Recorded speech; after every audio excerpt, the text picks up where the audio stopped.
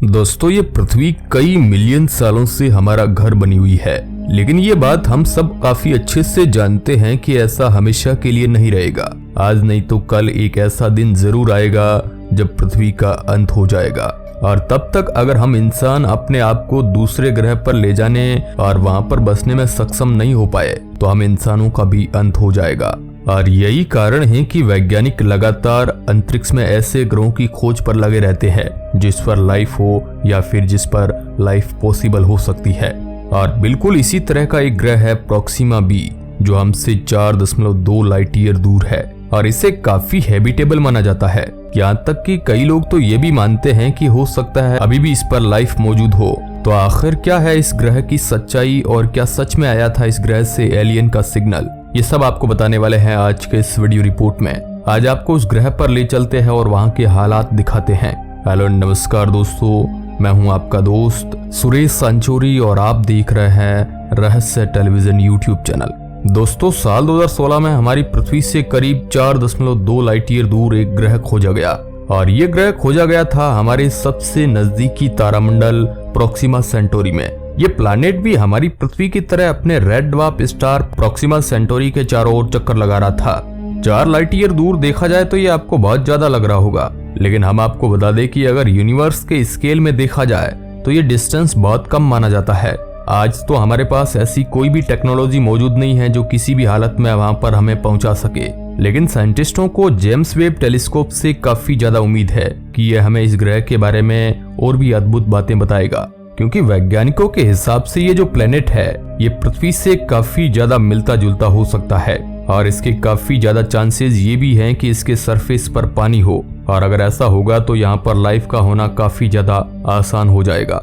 लेकिन ये सारी चीजें इतनी भी आसान नहीं है जितनी सुनने में लगती है, क्योंकि ऐसी कई सारी चीजें हैं इस प्लेनेट के बारे में जो कि यहाँ पर रहना मुश्किल कर सकती है। जब इसके बारे में पहली बार खोज हुई थी तब वैज्ञानिकों का कहना था कि यह पृथ्वी से बहुत ज्यादा सम्मान है, और हजारों सालों बाद अगर हम टेक्नोलॉजी को बहुत ज्यादा अपग्रेड करने में कामयाब रहे तो हम यहाँ पर जाकर नया जीवन शुरू कर सकते हैं। लेकिन Proxima Centauri B red dwarf star Proxima Centauri तारे के बहुत ज्यादा करीब है। आपको पता ही होगा कि हम किस्मत वाले हैं, क्योंकि पृथ्वी की दूरी सूरज से परफेक्ट जगह पर है, यानी ये सूरज से ज्यादा दूर भी नहीं है जिसकी वजह से पूरे पृथ्वी पर हड्डियां जमा देने वाली ठंड भी नहीं होती है, और हम इसके ज्यादा पास भी नहीं है। अगर हम पास होते तो जलकर राख हो चुके होते। और वही इस प्लेनेट की पहली दिक्कत यह है कि इस red dwarf star Proxima Centauri का चक्कर लगाने में सिर्फ इसे 11 दिन का ही समय लगता है। इसी हिसाब से आप सोच सकते हैं कि यह उसके कितने करीब होगा। लेकिन उसी के साथ प्रोक्सिमा सेंटोरी तारे की तीव्रता सूरज के मुकाबले काफी ज्यादा कम है, ये साइज में भी सूरज से कम है, और ये रेड ड्वार्फ जिसकी वजह से इसके अंदर से उतनी ज्यादा गर्मी रेडिएट नहीं होती है जितनी हमारे सूरज से होती है, और इसलिए ये ग्रह अब तक सरवाइव कर पाया है, और पॉसिबली इसके सरफेस पर पानी हो सकता है। और इसी के साथ जो red dwarf star Proxima Centauri है इसका ग्रेविटी पुल भी सूरज के मुकाबले काफी कम है। जैसे आपको पता होगा कि सूरज का ग्रेविटेशनल फोर्स इतना ताकतवर है कि उसके 8 प्लेनेट को और कई स्पेस ऑब्जेक्ट को अपने सिस्टम में पकड़ कर रखा हुआ है। वही बात करें red dwarf star Proxima Centauri की तो उसके सिस्टम में बस 3 प्लैनेट मौजूद है, जिनमें से एक प्लैनेट वैज्ञानिकों के हिसाब से हैबिटेबल हो सकता है। वैसे तो जब से इसे खोजा गया है तब से ही वैज्ञानिकों की आंखें इस प्लैनेट पर गड़ी हुई है, लेकिन सबसे ज्यादा इस प्लेनेट के बारे में बात तब हुई जब इस प्लेनेट से एक अनजान सिग्नल के धरती पर आने का दावा किया गया, और तभी कई लोगों को लगा कि शायद इस ग्रह पर ऑलरेडी लाइफ एग्जिस्ट करती होगी। वैज्ञानिक लगातार उस सिग्नल पर रिसर्च कर रहे थे, लेकिन वैज्ञानिकों को कोई भी सफलता नहीं मिल रही थी। और जब इस सिग्नल के डायरेक्शन को देखा गया तो वैज्ञानिकों के हिसाब से ये प्रोक्सिमा बी से आता हुआ लग रहा था, और हर जगह ये न्यूज फैल गई कि प्रोक्सिमा बी से रहस्यमयी सिग्नल आ रहे हैं जो कि एलियन द्वारा भेजे गए हैं। लेकिन इनकी सच्चाई वैज्ञानिकों के लिए हैरान कर देने वाली थी। वैसे तो स्पेस से कई प्रकार के सिग्नल आते रहते हैं, पर इन सिग्नल में जो खास बात थी वह थी इसकी फ्रीक्वेंसी। हर तरह की इलेक्ट्रिकल चीजें फ्रीक्वेंसी पर चलती है, और हम इंसान द्वारा खास तरीके की फ्रीक्वेंसी यूज की जाती है कम्युनिकेट करने के लिए। जैसे कि अगर वैज्ञानिकों को यहाँ से इंटरनेशनल स्पेस स्टेशन में कोई मैसेज भेजना है, या फिर इंटरनेशनल स्पेस स्टेशन का कोई सैटेलाइट से पृथ्वी पर मैसेज आना है, तो ये खास तरीके की फ्रीक्वेंसी पर ही आता है। और जिस सिग्नल को प्रोक्सिमा बी के सिग्नल का दावा किया जा रहा था वह भी इस खास फ्रीक्वेंसी का ही था, और यही कारण था कि वैज्ञानिक इस सिग्नल से काफी ज्यादा हैरान थे, क्योंकि इससे एक मतलब ये निकलता है कि वहां पर आर्टिफिशियल सिग्नल तैयार किए गए हैं, बिल्कुल जैसे पृथ्वी पर कम्युनिकेट करने के लिए किए जाते हैं, और उन्होंने वही सिग्नल यूज किया है जो हम पृथ्वी पर यूज करते हैं। यानी उनके पास भी पृथ्वी के जैसी ही सिमिलर टेक्नोलॉजी है। अब आप सोच रहे होंगे कि ये बात इतनी ज्यादा स्पेशल क्यों है, तो आप भी सोचिए अगर लाइफ का एग्जिस्टेंस भी है वहां पर तो इसके कितने चांसेस होंगे कि उनके पास भी हमारी जैसी ही सेम टेक्नोलॉजी है। ये बात कुछ गले नहीं उतर रही है। अगर ब्रह्मांड के साइज और सारे प्लेनेट और सारी पॉसिबिलिटीज को देखे तो ये पॉसिबिलिटी नेग्लिजिबल है, यानी कि एक प्रकार से सोच लीजिए कि इम्पॉसिबल है।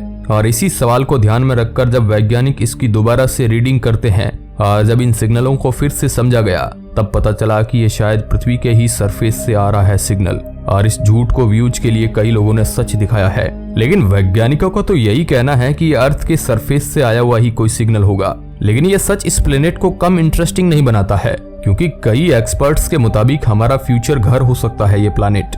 ये फिलहाल तो हमसे 4.2 लाइट ईयर दूर है, जिसकी वजह से वहां तक पहुंचना बहुत ज्यादा मुश्किल है। लेकिन आपको कैसा लगेगा अगर मैं आपको कहूं कि धीरे धीरे ये खुद हमारी तरफ बढ़ रहा है ताकि हमें उसके पास ना जाना पड़े? जी हाँ दोस्तों, आपने बिल्कुल सही सुना है। हाल ही में कुछ रिसर्च के मुताबिक ये पता चला है कि इसका जो मेन स्टार है यानी red dwarf star Proxima Centauri, ये हर साल बहुत ही ज्यादा स्लो स्पीड से पृथ्वी की तरफ बढ़ रहा है। और अगर कुछ बिलियन सालों में ये हमारे सोलर सिस्टम के काफी करीब आ जाएगा, जिसके बाद हमारे लिए इस ग्रह पर जाना पहले के मुताबिक ज्यादा आसान पड़ेगा। लेकिन बिलियन साल बहुत ज्यादा होते हैं, जहां तक तो हम तो रहेंगे ही नहीं। पर वहीं सबसे बड़ा खतरा ये है कि शायद तब तक ये प्लेनेट ही ना बचे। और हम जिस चीज को गुड न्यूज मान रहे हैं यानी कि प्रोक्सिमा सेंटोरी स्टार का हमारे तरफ बढ़ना, वो असलियत में एक बैड न्यूज है। क्योंकि red dwarf star Proxima Centauri तो हमारी तरफ आ रहा है, लेकिन प्रोक्सिमा सेंटोरी बी जो प्लैनेट है वह इसकी स्पीड को मैच नहीं कर पा रहा है, जिसकी वजह से ये पीछे छूटता जा रहा है। ऐसे में दो पॉसिबिलिटीज निकल कर आ सकती है, या तो ये प्रोक्सिमा सेंटोरी स्टार के हैबिटेबल जोन से बाहर चला जाएगा और इस अनंत ब्रह्मांड में अकेला हो जाएगा, जिससे वह अपने सारी हैबिटेट्स को खो देगा। यानी कि जो पानी होने का दावा किया जा रहा है वह पानी जमकर बर्फ बन जाएगा। या फिर ऐसा भी हो सकता है कि रिवॉल्यूशन करते वक्त स्पीड को मैच न कर पाने की वजह से Proxima Centauri B planet Proxima star से टकरा जाएगा, और इसलिए यह अभी रेड अलर्ट की घंटी बनकर सामने खड़ा है। और वैज्ञानिक चाहते हैं कि अगले 100 सालों के अंदर ही हम कैसे न कैसे करके इसके बारे में रिसर्च कर ले, या फिर यहाँ तक पहुंचने का एक जरिया ढूंढ ले। और इसमें हमारी मदद करेगा जेम्स वेब टेलीस्कोप, जो इसके बारे में अच्छी खासी रिसर्च करेगा, जिससे ये भी पता चल पाएगा कि क्या सच में ये इतना हैबिटेबल है जितना हम समझ रहे हैं। और इसी के साथ वैज्ञानिकों ने एक नया प्लान बनाया है, जिनका आइडिया उन्हें फोटोन पार्टिकल से आया है। ये जितनी तेजी से मूव करते हैं, बहुत ज्यादा छोटे होने के बाद भी, उस तरीके से वैज्ञानिकों ने इसका आइडिया को सोचा है। बहुत ही ज्यादा छोटी स्टार सेफ की सैटेलाइट या फिर कहूं कि कैमरा बनाने का और उन्हें स्पेस में ब्लास्ट करने का, ये एक दो नहीं बल्कि हजारों की तादाद में होंगे, ताकि प्रोक्सिमा बी तक पहुंचने के चांसेस ज्यादा से ज्यादा हो सके। ये बहुत ही ज्यादा तेजी से ट्रैवल करेंगे, लेकिन फिर भी उन्हें प्रोक्सिमा बी के इतने पास पहुंचने में जहां से अच्छी फोटो खींच सके वहां करीब 50 साल लग जाएंगे। इनमें किसी भी और तरीके का खास सिस्टम या डिफेंस सिस्टम नहीं होगा, ये बस फोटो लेकर हम तक भेज सकेंगे। और ये इतने ज्यादा छोटे होंगे कि अगर थोड़ी भी कॉस्मिक डस्ट इनके ऊपर लग गई तो इनका तो भैया काम खत्म है। इस प्लेन का फ्लॉप होने के बहुत ज्यादा चांस है और पास होने के बहुत कम चांस है, क्योंकि आप भी सोचिए 50 साल ट्रेवल करने के क्या चांसेस है। ये किसी चीज से नहीं टकराएंगे और ये सही तरीके से काम भी कर पाएंगे। और फिलहाल तो हमारे पास बस यही टेक्नोलॉजी है, इससे हम कब तक पहुंचते हैं ये कोई भी अंदाजा नहीं है। वैसे आपको आज के इस वीडियो में क्या खास लगा हमें कमेंट के माध्यम से जरूर बताएं। धन्यवाद।